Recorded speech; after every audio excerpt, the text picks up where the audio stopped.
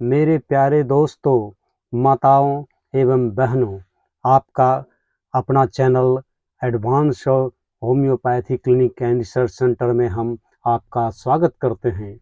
आइए पिछले वीडियो में कहे गए बातों के मुताबिक आज हम आपके सामने प्रस्तुत हैं स्वास्थ्य संबंधी एक बीमारी, एक समस्या को लेकर के, जो समस्या की जॉन्डिस है। जॉन्डिस कमला एक ऐसी बीमारी है जिस बीमारी में आदमी की भूख चली जाती है, उसका स्वास्थ्य में बहुत बड़ा गिरावट आता है, वह कमज़ोर हुआ करता है। लेकिन हम ऐसे नहीं, हम अच्छी तरह से आपको बताना चाहेंगे कि जॉन्डिस क्या है, जॉन्डिस क्यों होता है। जॉन्डिस क्या है, आप जॉन्डिस को कैसे पहचानेंगे कि ये बीमारी जॉन्डिस है। आप इस बात को समझिए।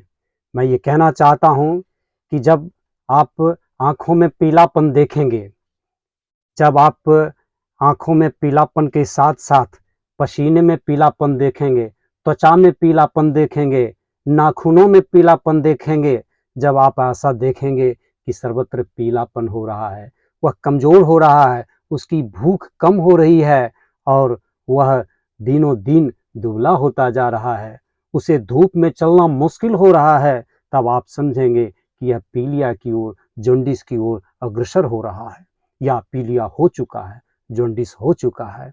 इसकी ब्लड टेस्ट भी होती है, इसकी जांच भी होती है, मगर क्या है कि आप वैसे ही इसको पहचान जाते हैं तो आप चिकित्सक के पास जाते हैं, लेकिन चिकित्सक उसकी जांच करवाते हैं और इसकी जो जांच होती है, नॉर्मल वैल्यू 100 ml में 1 मिलीग्राम हुआ करती है। जब 100 ml में 1 मिलीग्राम से अधिक बिलिरुबिन हो जाता है तो समझा जाता है कि वो जॉन्डिस से सफ़र करने लगे हैं, पीलिया से सफ़र करने लगे हैं। मुख्य रूप से जॉन्डिस का प्रधान कारण कॉमन बाइल डक्ट का ऑब्स्ट्रक्शंस है, उसमें रुकावट आ जाना होता है।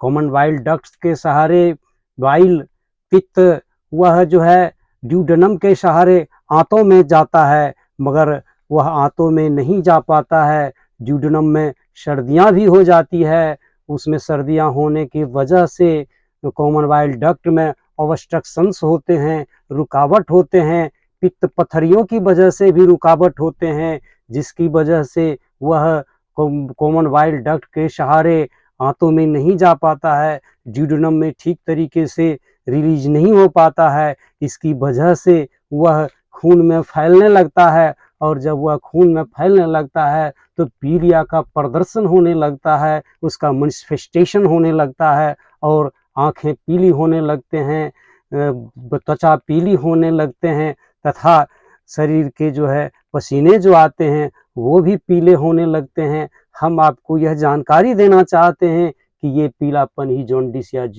जॉन्डिस हुआ करता है या यह पीलापन ही पीलिया या कमला की बीमारी कहलाती है। हम आपसे जब यह वादा किए थे कि जब हम अगला वीडियो पीलिया पर या जॉन्डिस पर बनाएंगे तो उसमें यह बताएंगे कि उसकी जो सबसे बेहतरीन दवाएं होगी, जो कारगर दवाई होगी, वह आपको बताया जाएगा। हमने कहा था कि कितनी आसानी से हम पीलिया को ठीक कर सकते हैं, तो हम वह दवाई आपको बताने जा रहे हैं।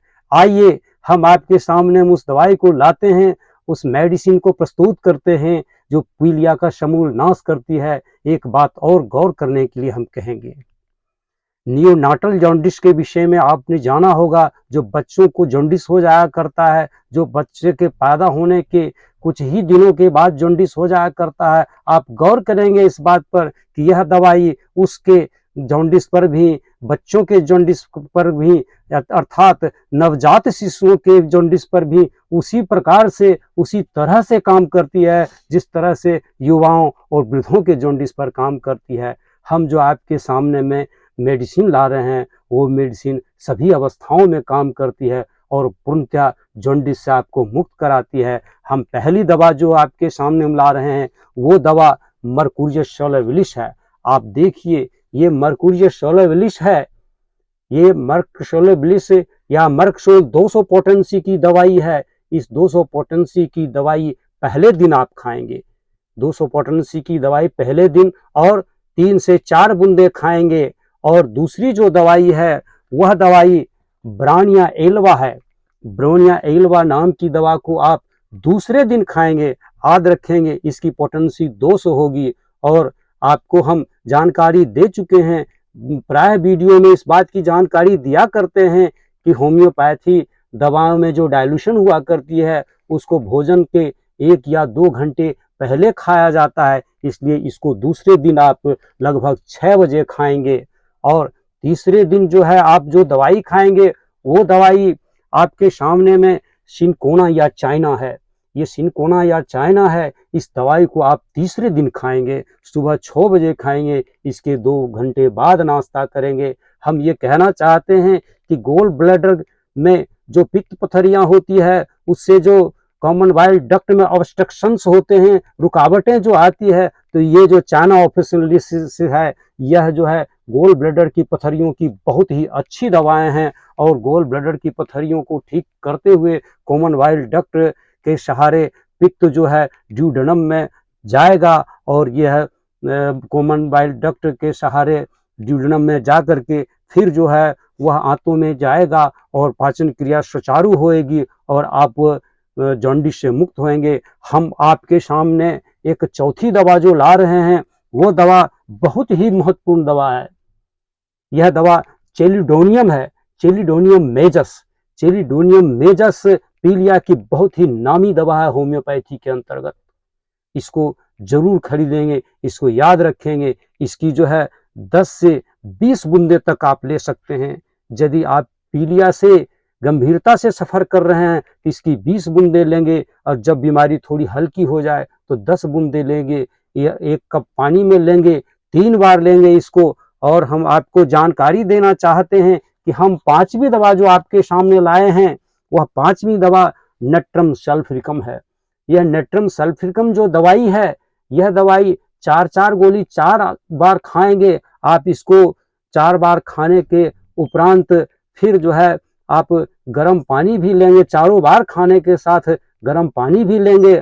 और उसके बाद जो है आप देखेंगे कि आपका जॉन्डिस जो है जाने लगता है।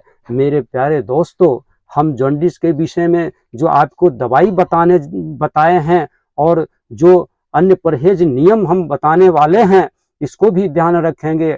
आप खट्टी चीज़ें नहीं लेंगे, क्योंकि होम्योपैथी दवा खाने के दौरान खट्टी चीज़ों का बहुत बड़ा परहेज हुआ करता है। कच्चे प्याज और कच्चे लहसुन भी परहेज के अंतर आते हैं, इस बात का ख्याल रखेंगे।